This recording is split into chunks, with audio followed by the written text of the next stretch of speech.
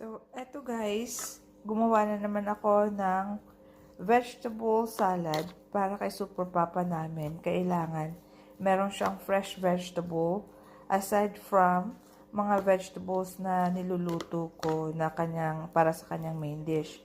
So, eto naman, para naman ito sa kanyang starter.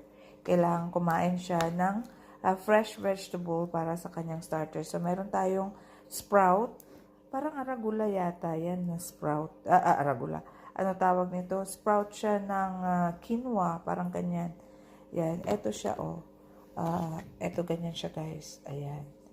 O, tapos, hinaluan ko siya ng organic na cucumber. Tapos, organic na shredded na, ano tawag nito? Carrots. At arugula salad. Konting mash. Ayan.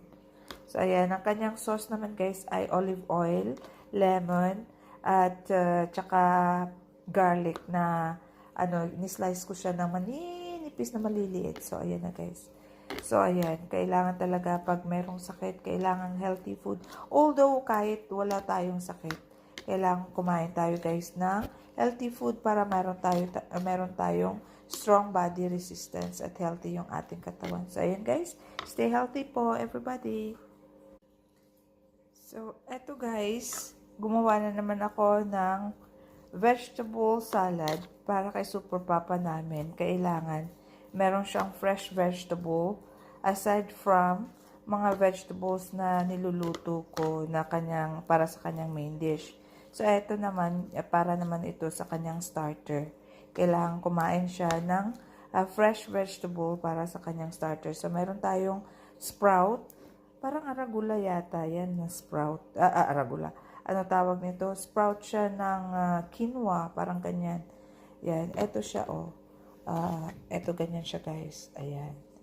O, tapos, hinaluan ko siya ng organic na cucumber. Tapos, organic na shredded na, ano tawag nito? Carrots. At arugula salad. Konting mash. Ayan.